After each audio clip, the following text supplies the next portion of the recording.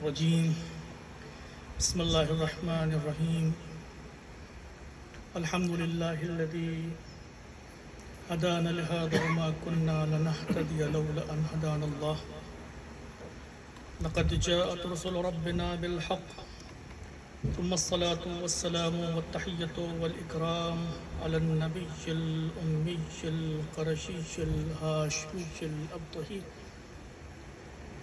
رسولنا الممجد والمصطفى الأمجد والمحمود الأحمد أبي القاسم محمد اللهم صل على محمد وعلى محمد وعلى أهل بيته الطيبين الطاهرين المعصومين المظلومين المنتجبين ولعنة الدائمة الباقية ولا أعدائهم مجمعين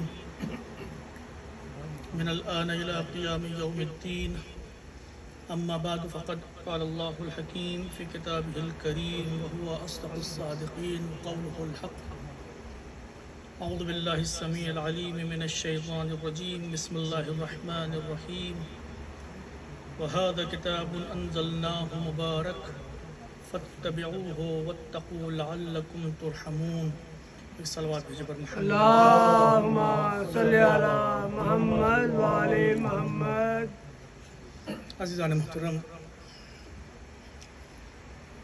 آج کی شب آج کا دن منسوب ہے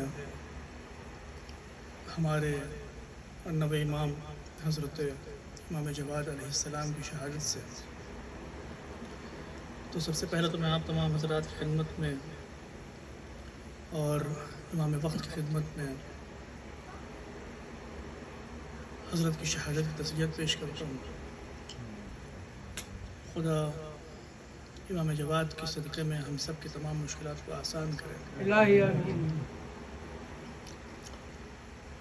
عزیزان محترم، نوے امام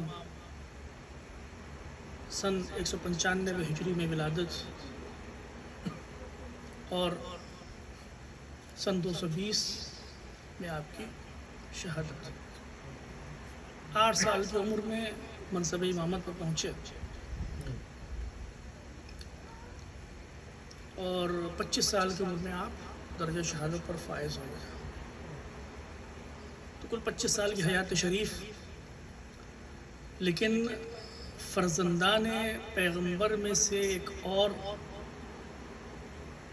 درجہ شہادت پر فائز ہوتا ہے تو سوچنے والی بات ہے کہ جو پیغمبر اسلام کی آل ہے،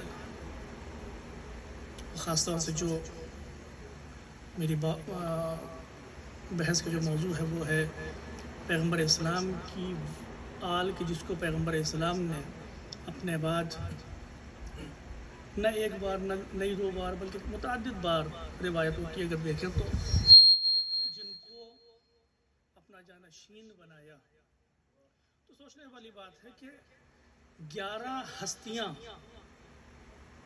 اس 250 سال کے عرصے میں پیغمبر اسلام کی ہجرت کے بعد سے، اور پیغمبر اسلام کی اگر ہجرت کے بعد 8 سال کو بھی نکال دیں تو تقریباً 240 سال کے اندر 11 ہستیاں کی جو بظاہر اس دنیا میں ان کے پاس کوئی طاقت نہیں تھی، کوئی لشکر نہیں تھا،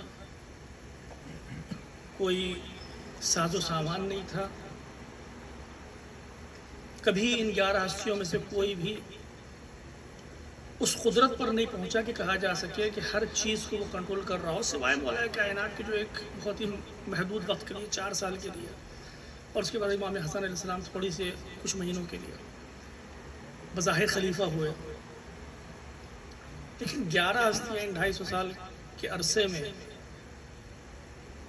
کہ جو بظاہر طاقت جن کے پاس نہیں ہے، قدرت ان کے پاس نہیں ہے، لیکن پھر بھی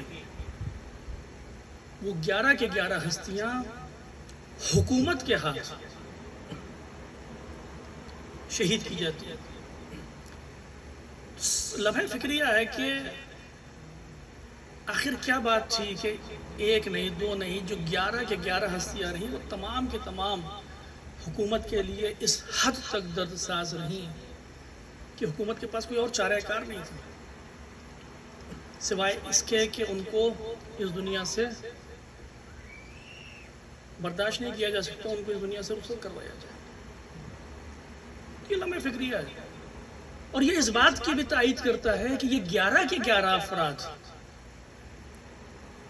کیا ہوتا ہے کہ ہم اگر کوئی کسی تحریک کو شروع کرتے ہیں تو ایک نسل کے بعد، دوسری نسل کے بعد آپ ایک تحریک شروع کریں، ایک مدرسہ بنائیں، ایک یتیم خانہ بنائیں، کچھ بھی بنائیں، تو آپ میں جو جوش و ولولہ ہے، جو آپ کا جو جذبہ خدمت ہے، وہ ضروری نہیں ہے کہ آنے والی نسلوں میں وہی جذبہ باقی رہے.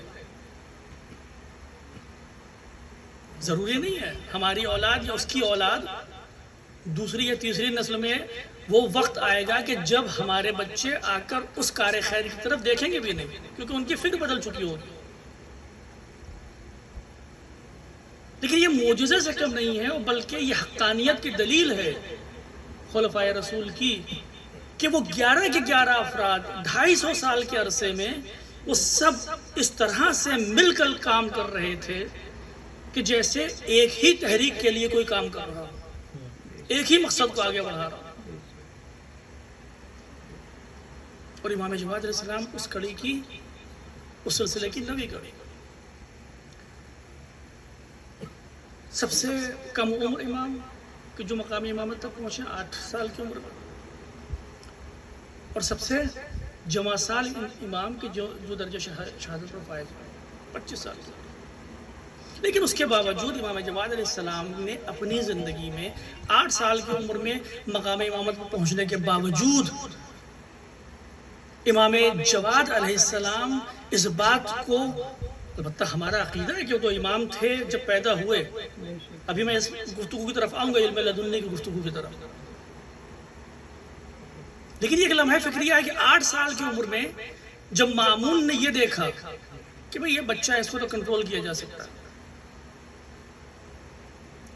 تو وہاں پر امام جواد علیہ السلام نے آ کے بتایا کہ تم ہم کو غلط سمجھ رہے ہو. ہم جس عمر میں بھی ہوں، ہم جس عمر میں بھی ہوں، ہم حجت خدا ہیں. بے شک بے شک. امام جواد علیہ السلام صلوات بھیجو اور محمد اللہم صلی علی محمد و آل محمد. نعرہ حیدری. یہ کنیکٹ ہے شاید بلوٹوتھ سے.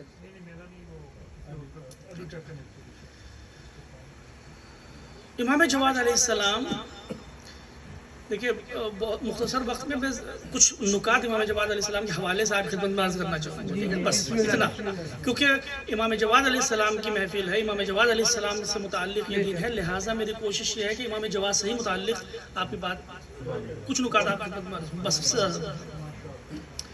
دیکھیے سب سے پہلی بات تو امام جواد علیہ السلام کو امام رضا علیہ السلام نے پربرکت ترین مولود، سب سے مبروک مولود قرار دیا عالم اسلام کے لیے. ایک مقام پر نہیں، 2 مقام پہ نہیں، متعدد جگہوں پہ، جیسے امام رضا علیہ السلام بتانا چاہ رہے ہیں اصحاب. روایتیں کہتی ہیں کہ اصحاب بیٹھے رہتے تھے اور لوگ آ کے پوچھتے تھے کہ امام جواد علیہ السلام ساتھ میں امام رضا علیہ السلام کے، اور امام رضا علیہ السلام سے آگے لوگ پوچھتے تھے کہ یہی وہ مولود ہے جس کے بارے میں آپ نے فرمایا کہ پربرکت ترین مولود ہے. آپ فرمائیں جی یہی ہے وہ سلسلہ امامت کے جس میں امام علی علیہ السلام، جن کو ہم کہتے ہیں کہ افضل ائمہ ہیں کیونکہ ابو الائمہ ہیں، اس سلسلہ امامت میں امام جواد علیہ السلام کو پربرکت ترین مولود کہہ رہے ہیں امام رضا علیہ السلام. وجہ کیا ہے؟ وجہ بہت سے بیان کے علماء اسلام نے. جو سب سے سامنے کی وجہ وہ یہ ہے کہ امام جواد علیہ السلام کی جب ولادت ہوئی تو ظاہر سی بات ہے کہ امام رضا علیہ السلام کی عمر کافی ہو رہی تھی اور ان کے اولاد نہیں تھی. تو لوگ نہ یہ کہ مخالفین بلکہ امام رضا علیہ السلام کے ماننے والے جو اصحاب تھے، جو شیعہ تھے، یہاں تک کہ روایتیں کہتی ہیں کہ امام رضا علیہ السلام کے خاندان والے، یعنی جو خود سادات تھے، وہ بھی مشکوک ہونے لگے تھے کہ آیا امام رضا علیہ السلام امام ہیں کہ نہیں ہیں. کیوں؟ کیونکہ پیغمبر تو کہہ کے گئے کہ میرے بعد 12 آنے والے ہیں. اگر امام رضا علیہ السلام کی اولاد نہیں ہوتی ہے تو پھر کیا وہ امام ہیں بھی کہ نہیں ہے؟ واقفیہ کہ جو امام رضا علیہ السلام کو امام ہی نہیں مانتے تھے، 7ویں امام کے بعد انہوں نے کہا کہ امام ہفتم غیبت میں چلے جائیں. وہ جری ہو کر سامنے آئے کہ دیکھا ہم نے تو پہلے ہی کہا تھا کہ یہ امام نہیں ہے۔ جب امام جواد علیہ السلام کی ولادت ہوئی تو امام رضا علیہ السلام خوش ہوئے، لیکن آپ کو معلوم ہے کہ امام کی خوشی اور غم ذاتی فائدوں کی وجہ سے نہیں ہوتا۔ ہمارے یہاں خدا اولاد دے دے تو خوش ہوتے ہیں، امام اس لیے خوش نہیں ہوئے کہ صاحب اولاد ہو گئے، امام اس لیے خوش ہوئے کیونکہ حق واضح ہو گیا۔ کس طرح سے حق واضح ہوا؟ سوال یہ تھا کہ امام رضا علیہ السلام امام ہیں کہ نہیں، کیونکہ ابھی تک صاحب اولاد نہیں ہوا، یہ پیغمبر اسلام کہہ کے گئے کہ 12 آنے والے ہیں میرے بعد، تو سلسلہ ٹوٹ رہا تھا۔ لوگ سوچنے لگے کہ غلط طریقے پر چلے گئے، غلط راستے پر چلے گئے ہیں، یہ امام نہیں ہو سکتے کیونکہ ان کی کوئی اولاد نہیں ہے جو اس کے بعد امام ہے۔ جب امام جواد علیہ السلام کی ولادت ہوئی تو امام رضا علیہ السلام نے فرمایا کہ اس سے بابرکت مولود عالم اسلام میں نہیں ہوئی۔ کیوں؟ کیونکہ امام رضا علیہ السلام ابھی اس دنیا میں آئے نہیں ہیں، صرف ولادت ہوئی ہے، اور امام جواد علیہ السلام نے اپنی ولادت کے ذریعے نہ جانے کتنوں کے ایمان بچا دیا۔ پیغمبر اسلام کی حدیث ہے نا کہ اگر تمہاری وجہ سے کوئی انسان صاحب ہدایت ہو جاتا ہے تو ہر اس چیز سے بہتر ہے کہ جس پر سورج چمکتا ہے اور تم اس کے مالک ہو اور تم اس کو راہ خدا میں دے دو۔ سوچنے والی، آج تو آپ ہم اس زمانے سے بہتر سمجھ سکتے ہیں۔ اس زمانے میں لوگ تنگ نظر تھے، تنگ نظر اس معنی میں کہ علم نے ترقی نہیں کی تھی۔ سورج ان کی نظر میں صرف ایک خاص خطے میں چمکتا تھا، پہاڑوں میں چمکتا تھا، لیکن آج تو آپ تصور کر سکتے ہیں کہ پیغمبر اسلام نے فرمایا کہ ہر اس چیز پر جس پر سورج چمکتا ہو اور وہ سونے کی بن جائے اور تم اس کو راہ خدا میں بخش دو، اس سے بہتر یہ ہے کہ تمہاری وجہ سے کوئی صاحب ہدایت ہو جائے، ہدایت پا جائے۔ امام جواد علیہ السلام اس دنیا میں آ رہے ہیں تو صرف تشریف نہیں لا رہے ہیں، بمحض ان کے اس دنیا میں آئے آپ نے نہ جانے کتنے لوگوں کو صاحب ہدایت بنایا۔ رائشنود امام تقی جواد علیہ السلام بلند تر صلوات۔ اللہم صلی علی محمد و آل محمد۔ نہ جانے کتنوں کو صاحب، کتنوں کا امام جواد علیہ السلام نے گہوارے میں ہوتے ہوئے ہاتھ تھام کر راہ ہدایت پر باقی رکھا۔ اور جب بات یہ ہو جاتی ہے تو امام رضا علیہ السلام نے یہ تو فرمایا نہیں کہ امام جواد سب سے افضل ہے، ان کو معلوم ہے بات یہاں پر افضل و مفضول کی نہیں ہے۔ امام نے فرمایا آپ کی ولادت سے زیادہ بابرکت کچھ نہیں تھا۔ کسی بھی امام کی صرف اور صرف ولادت سے اتنوں کے ایمان نہیں بچے جتنوں کے ایمان صرف اور صرف امام جواد علیہ السلام کی ولادت سے محفوظ رہے گا۔ اس کا مطلب یہ ہوا کہ اگر ہمارا کوئی کام صرف اللہ کے لیے ہو جائے، دیکھیں درس کیا ملتا ہے ہمیں، ہم کہتے تو رہتے ہیں امام جواد کاظمین جاتے ہیں، زیارت کرتے ہیں، درس کیا ملتا ہے امام جواد علیہ السلام کے نام سے، امام جواد علیہ السلام کی ولادت سے، یعنی صرف ایک کام اللہ کے لیے ہو جائے، صرف ایک کام، تو وہ امام کے جو اس سلسلہ امامت میں ہے کہ جس کی نظیر نہیں ملتی کائنات میں، اس سلسلہ امامت میں بھی اس کا وہ کام سب سے بہتر بن جاتا ہے، کیونکہ صرف اللہ کے لیے ہو گیا، صرف پروردگار کے لیے ہو گیا، کسی کا ایمان بچا لیا، کسی کو راہ راست پر لے آئے۔ امام جواد علیہ السلام اپنی ولادت کے وقت سے صاحب برکت، اور یہی سلسلہ قائم رہا 25 سال تک۔ امام جواد علیہ السلام نے، آپ کو علم ہے کہ شہادت کس طرح ہوئی؟ آپ کی شہادت ہوئی آپ کی زوجہ ام الفضل، اس کے ہاتھوں۔ ام الفضل کون تھی؟ ام الفضل کون تھی؟ مامون کی بیٹی، جس نے امام رضا علیہ السلام کو شہید کیا۔ کیوں شادی کی امام جواد علیہ السلام؟ کیوں شادی کی؟ اچھا وہ جو بیک گراؤنڈ جو بتایا جاتا ہے وہ ٹھیک ہے، تاریخی تحلیل آپ اپنی جگہ پہ ہے کہ امام رضا علیہ السلام نے ولایت عہدی کو قبول کی تھی، وہ بھی ایک عجیب واقعہ ہے۔ ابھی امام رضا علیہ السلام کی جب محفل تھی تو میں عرض کرنا چاہ رہا تھا لیکن دامن وقت میں گنجائش نہیں تھی، امام رضا علیہ السلام نے ولایت عہدی کیوں قبول کی تھی؟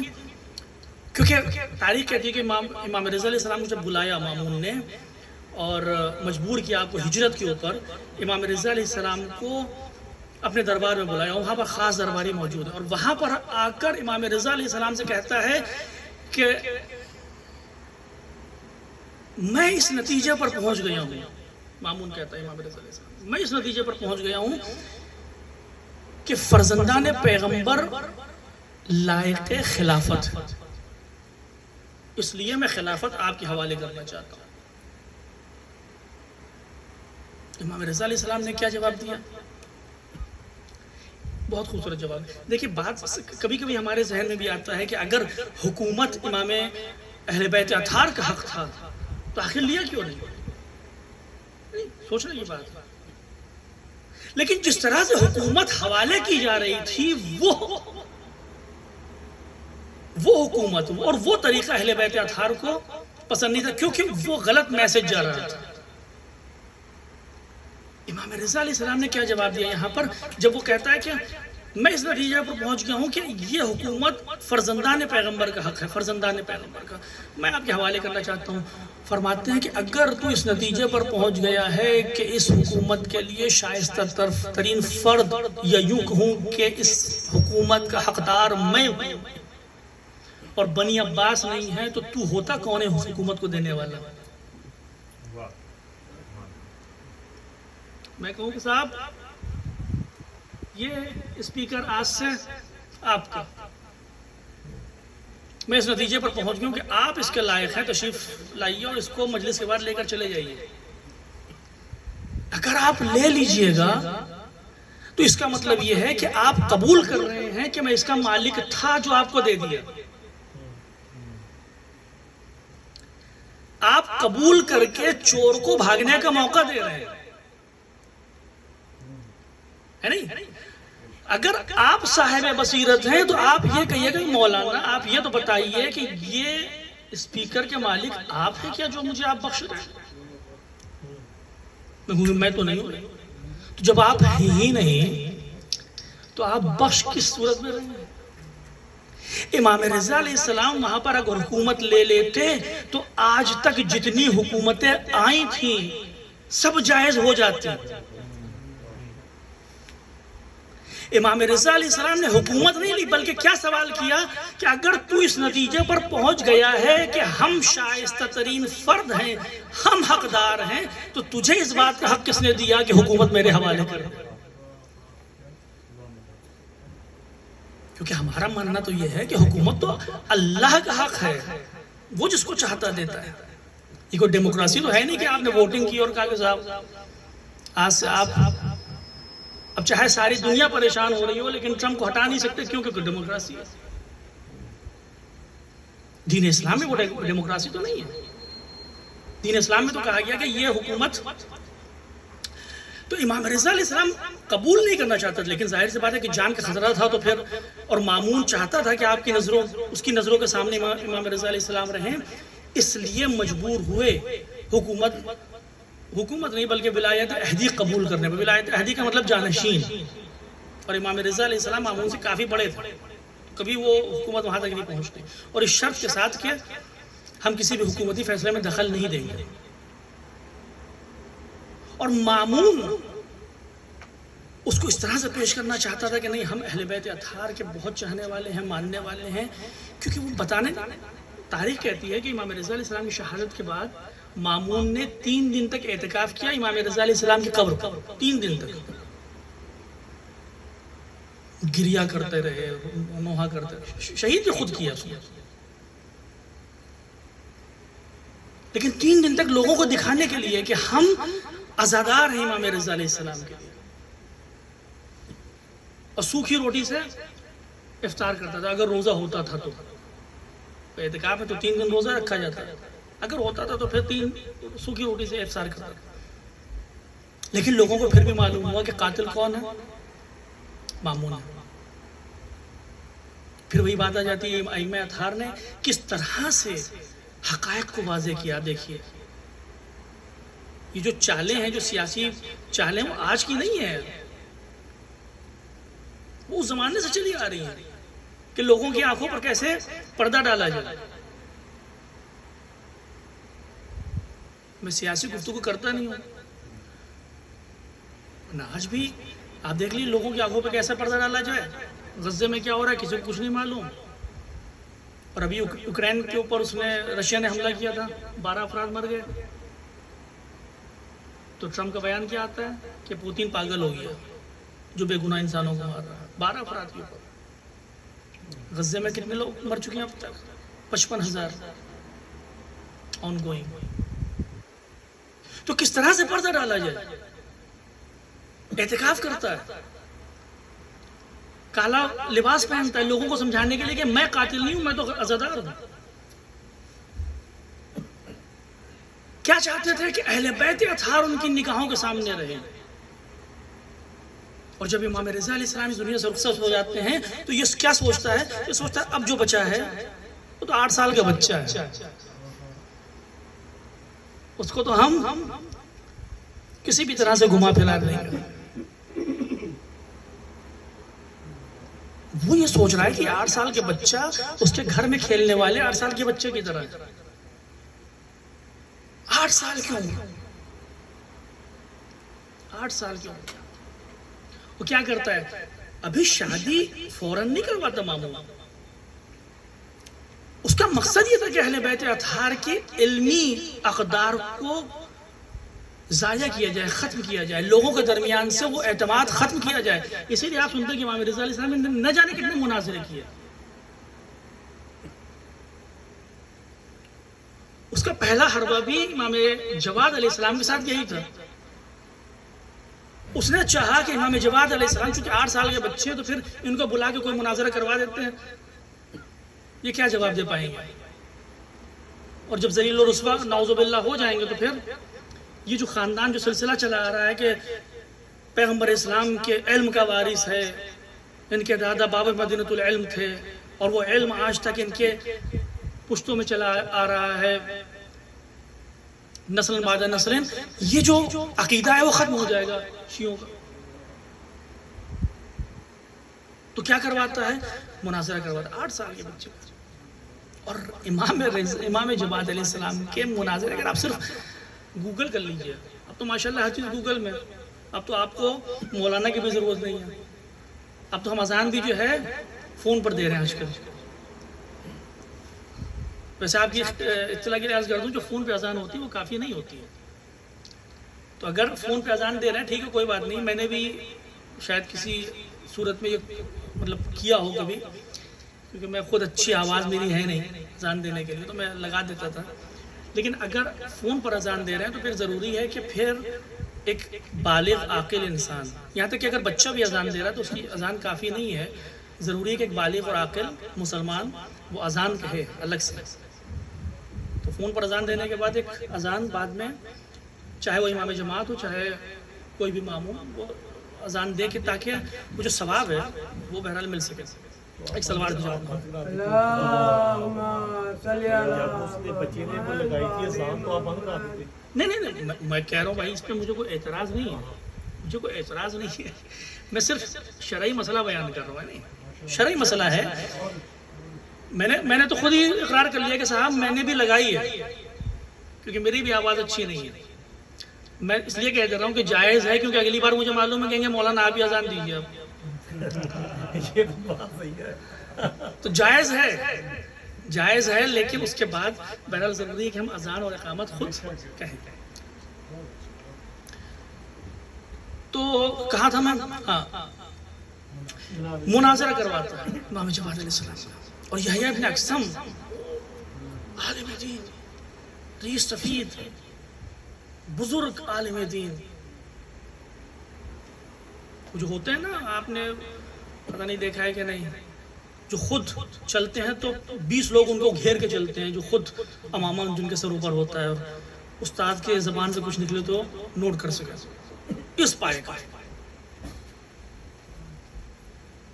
واقعہ آپ کے سامنے ہے کہ امام جواد علیہ السلام سے جب مناظرہ ہوتا ہے تو پھر میں پورا مناظرہ آپ کی خدمت میں عرض نہیں کروں گا، پورا مناظرہ شاید آپ کو سنا ہوا، لیکن میں کیا عرض کر رہا ہوں؟ میں عرض یہ کر رہا ہوں کہ امام رضا علیہ السلام کو مجبور کیا گیا تھا تاکہ اپنوں میں سے امام رضا علیہ السلام کو شمار کیا جا سکے، تاکہ یہ بتا سکے کہ ہماری نسبت ہے امام رضا علیہ السلام سے. اور امام رضا علیہ السلام کی شہادت کے بعد انہوں نے سوچا کہ امام جواد علیہ السلام تو 8 سال کے بچے ہیں، تو ظاہر سی بات ہے کہ ان کو علمی گفتگو میں پھنسا کے کسی طرح سے اس سازش میں، جو بھی سازش تھی اس میں کامیاب ہوا جا سکتا. اکثم بیٹھا ہوگا، دربار بھرا ہوا ہے، عالم وقت ہے یحییٰ بن اکثم، اور پھر پوچھتا ہے کہ میں تو آپ سے سوال کروں. خلیفہ کی اجازت سے امام نے فرمایا پوچھو کیا پوچھتے ہو. بہت ہی مشہور مناظرہ ہے. پوچھتا ہے کیا پوچھتا ہے؟ پوچھتا ہے کہ اگر کوئی انسان حالت احرام میں شکار کر لے تو اس کا کفارہ کیا ہے؟ آپ کو معلوم ہے جب آپ حج پر جاتے ہیں تو ہر انسان تھوڑا سا پریشان رہتا ہے کہ صاحب اگر آپ نے کچھ بھی یہاں تک کہ سر کی جو بھی اگر مار دی تو اس کا بھی کفارہ ہے.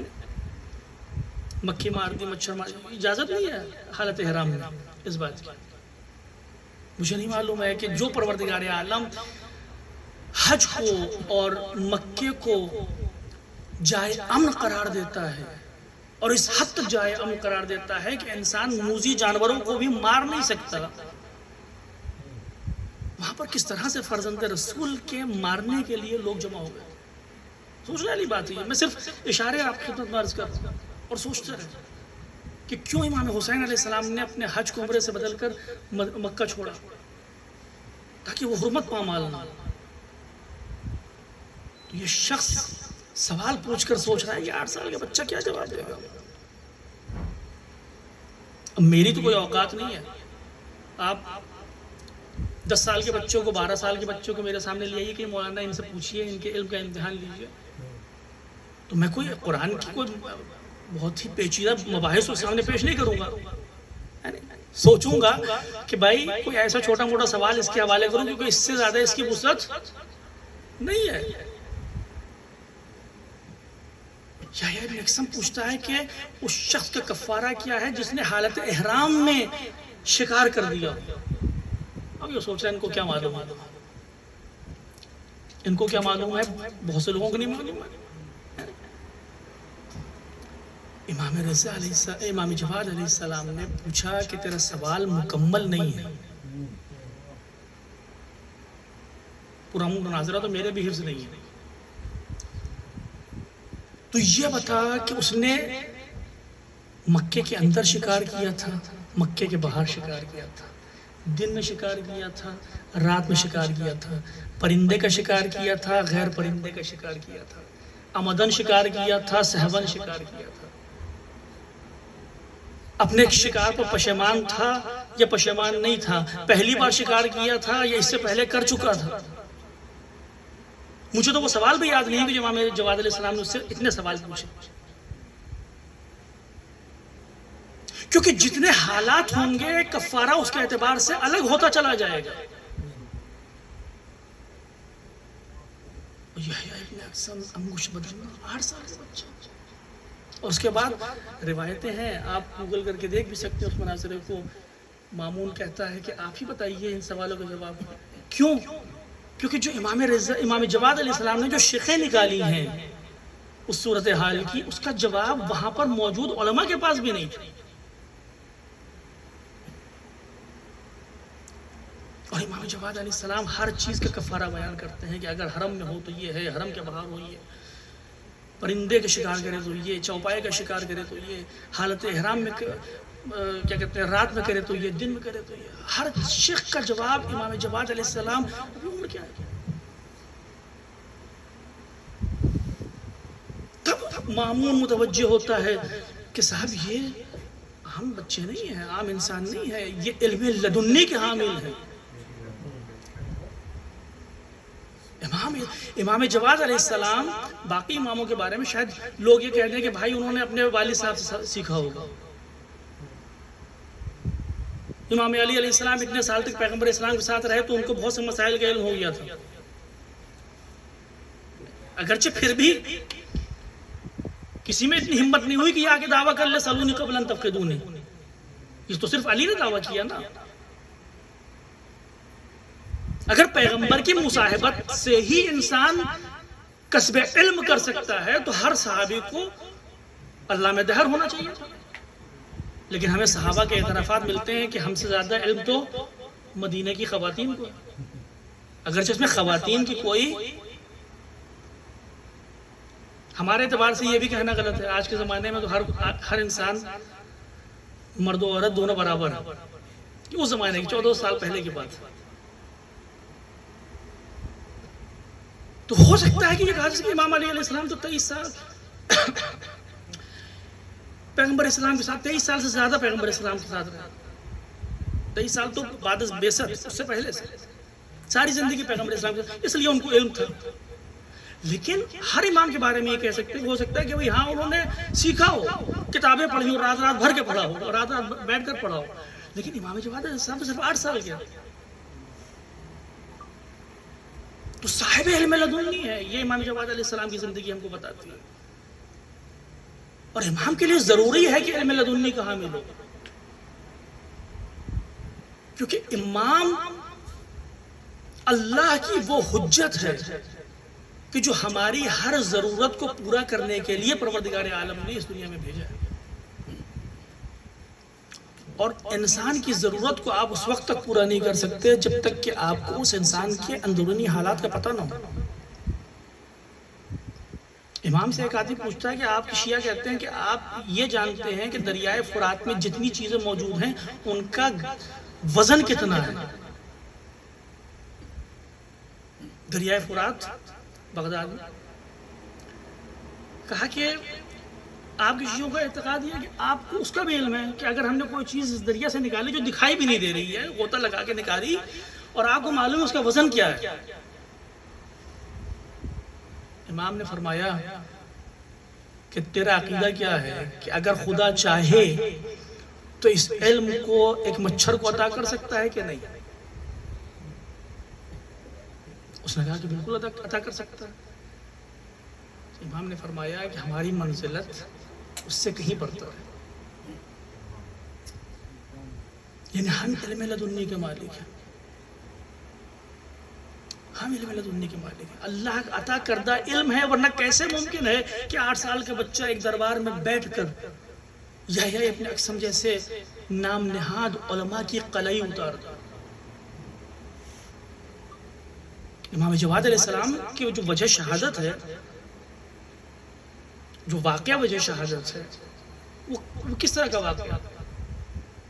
جو قاضی بغداد تھا، اس نے معتصم کو تحریک کیا. اس نے معتصم سے کہا کہ یہ جوان تمہارے لیے بہت خطرہ ہے، کیونکہ یہ ہمارے مسلک پر نہیں ہے، اس کے ماننے والے تم کو خلیفہ نہیں سمجھتے. قاضی بغداد نے اکسایا تھا معتصم کو. کس بنا پر؟ وہ واقعہ بھی مشہور ہے کہ صاحب وہ دربار خلافت میں ایک شخص کو لایا گیا کہ چور ہے. تو قاضی بغداد نے کہا کہ اس کے ہاتھ کاٹے جائیں گے. پوچھا کہ کہاں سے کاٹے جائیں گے بھائی؟ کیونکہ اللہ تو یہ کہہ رہا ہے کہ جو چور ہے اس کے ہاتھ کاٹ دو، صرف اتنی سی بات ہے، کہاں سے کاٹے؟ تو انہوں نے آئے تیمم سے استدلال کرتے ہوئے کہا کہ ہاتھ اور اس کی ہتھیلی کاٹ دی گئی. کیا بولتے ہیں اس کو؟ اردو میں گھٹنا نہیں بولتے.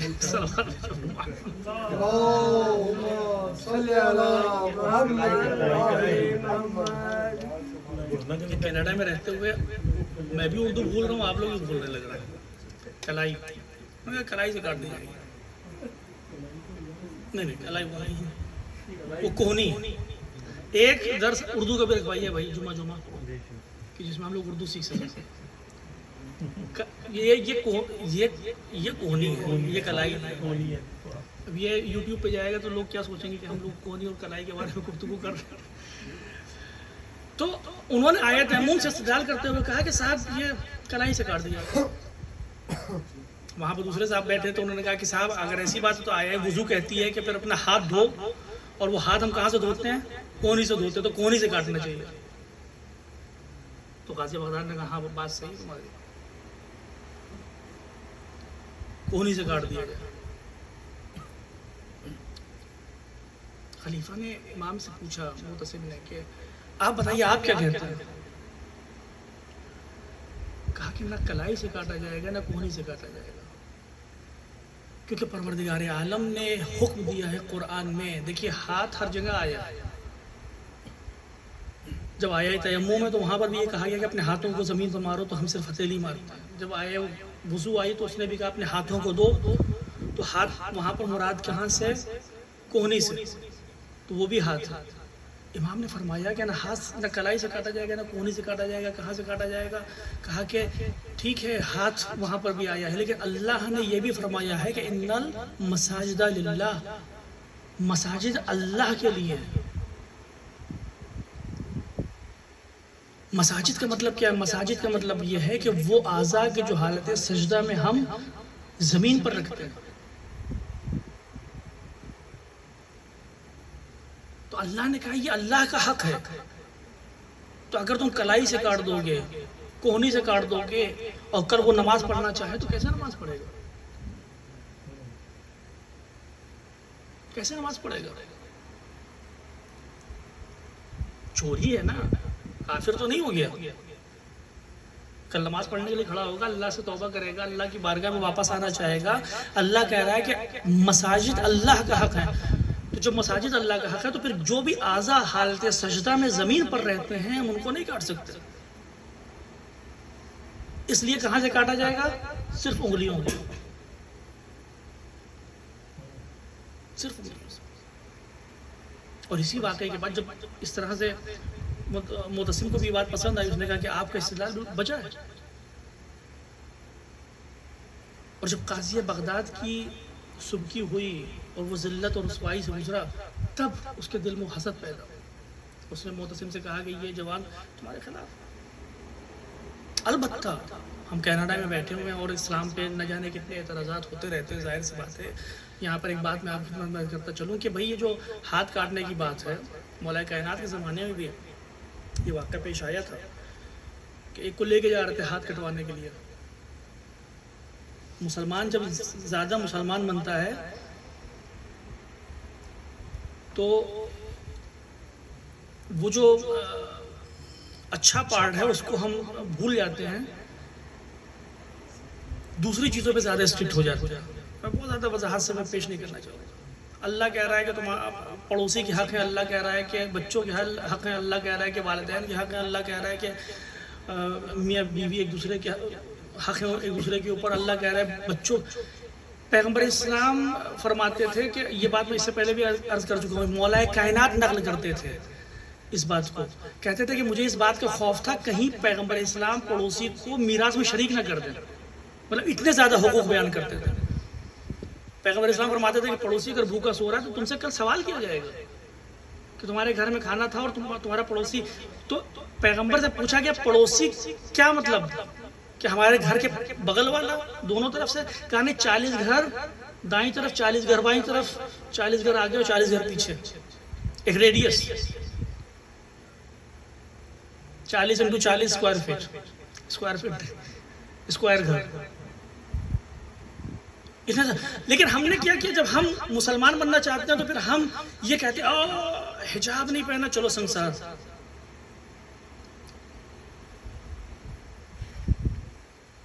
یہ نہیں کیا چلو اس کی سزا یہ ہے، کفارہ یہ ہے. تو اس زمانے میں بھی یہی لے کے جا رہے تھے ہاتھ کٹوانے کے لیے. مولا کائنات نے دیکھا، پوچھا کہاں لے جا رہے ہیں؟ کہا کہ چور ہے، ہاتھ کاٹنے کے لیے لے کے جا رہے ہیں. مولا کائنات نے پوچھا، کہا کہ کیا ان کو معلوم ہے کہ چور کے ہاتھ کاٹنا اس وقت صحیح ہے کہ جب اس کے شرائط پائے جاتے ہیں؟ کہا کہ کیا شرائط ہیں؟ کہا کہ شرائط یہ ہیں کہ وہ مجبور نہیں تھا چوری کرنے کے لیے. ایک بھوکا انسان اگر چوری کرتا ہے تو ایسا تھوڑی کہ اس نے چوری کیا آپ نے ہاتھ پکڑا، ایسا نہیں ہے. وہ مجبور نہیں تھا. اس اس کے پاس ذریعہ معاش تھا. جو بھی حکومت تھی اس نے اپنا کام بخوبی انجام دیا. وہ جو جملہ مولا کائنات کا ہے، جہاں تک میں آپ کو لے کے آنا چاہ رہا ہوں، جو حکومت تھی اس نے اپنا کام بخوبی انجام دیا کہ وہ حلال طریقے سے رزق حاصل کر لے، لیکن اس کے باوجود وہ آتا ہے اور چوری کرتا ہے. تب ٹھیک ہے، اسے ہاتھ کاٹو کیونکہ کوئی وجہ نہیں تھی.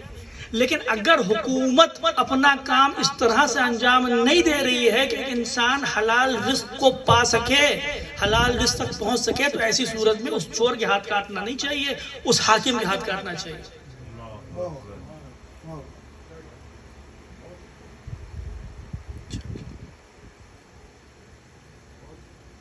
امام جواد علیہ السلام، بس دیکھیے کل ورکنگ ڈے بھی ہے، میں بس بات ختم کرنا ہوں اپنے یہاں پہ.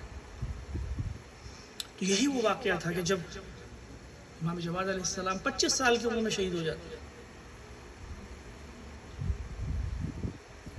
8 سال کی عمر میں منصب امامت پر، یعنی بہت مختصر زندگی رہی، لیکن اس مختصر زندگی میں امام جواد علیہ السلام نے وہ کارنامے انجام دیے، من جملہ وہ جو مناظرات جس میں آپ اپنی کمسنی کے باوجود، مناظرات بہت وقت نہیں میں عرض کرتا، اور بہت ہی دلچسپ مناظرات آپ کو پسند کیا تھا انشاءاللہ اگلی بار، لیکن وہاں تک نہیں پہنچا. لیکن عزیزان محترم، امام رضا علیہ السلام کو بہت عزیز تھے امام جواد علیہ السلام.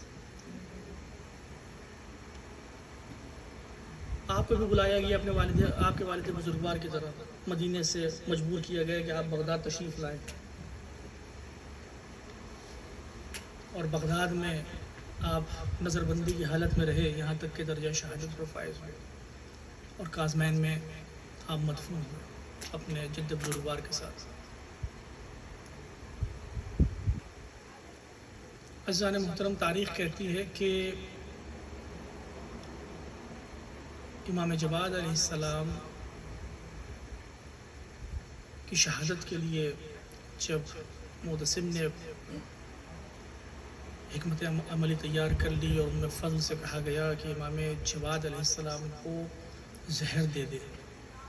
روایتیں الگ الگ ہیں، بعض کہتے ہیں کہ انگور کے خوشے میں زہر دیا گیا، بعض کہتے ہیں کہ پانی میں شہد زہر ملا کر دیا گیا، لیکن فرق نہیں پڑتا ہے،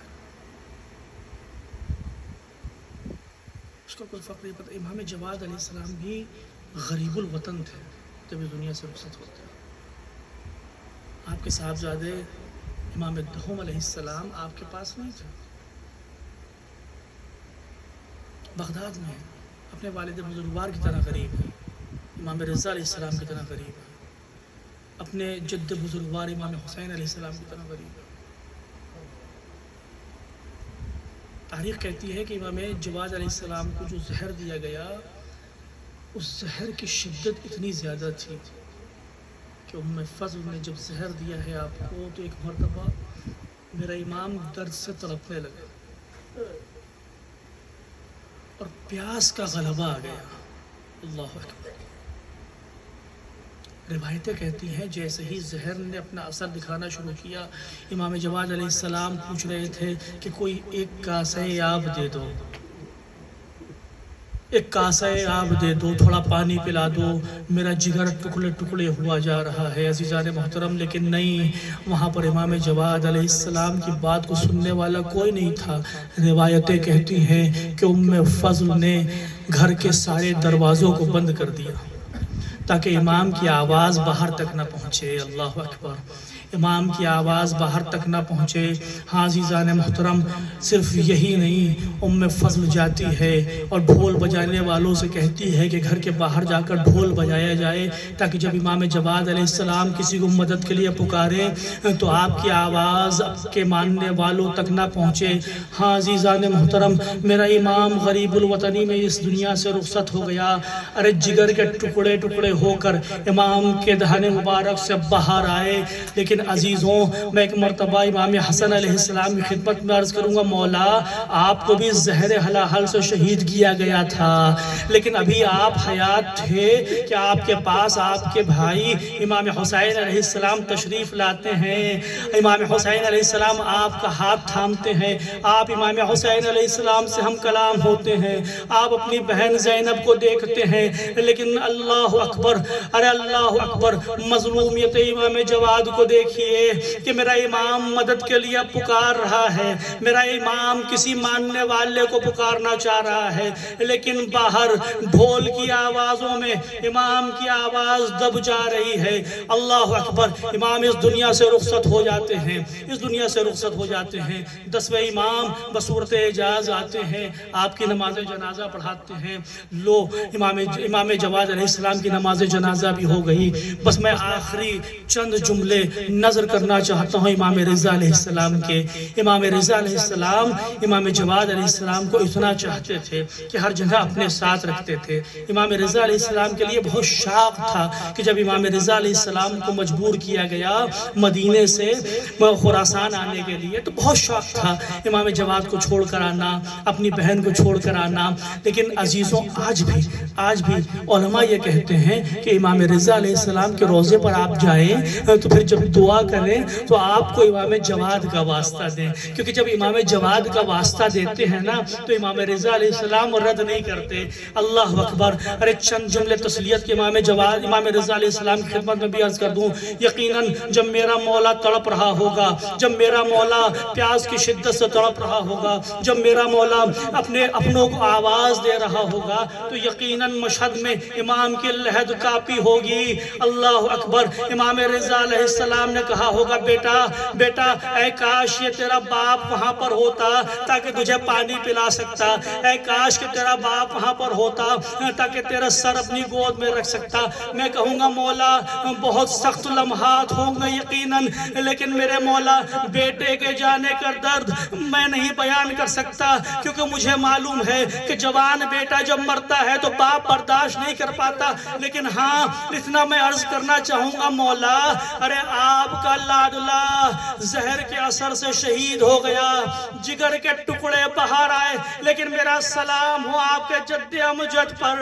ارے جب حسین کربلا کے میدان میں جا رہے ہیں تو اکبر کا جگر ہی چھلنی نہیں ہوا ہے.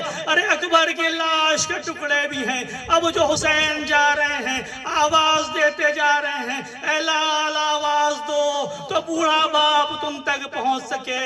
این علی، این علی، الا لعنت اللہ علی القوم الظالمین، سیعلم الذین ظلموا ای منقلب ینقلبون. مات الحسین. یا حسین، یا حسین.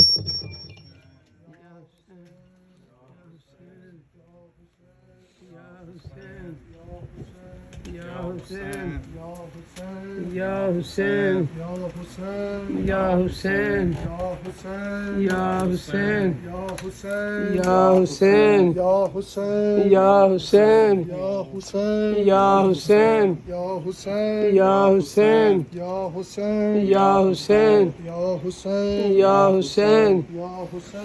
یا حسین، یا حسین.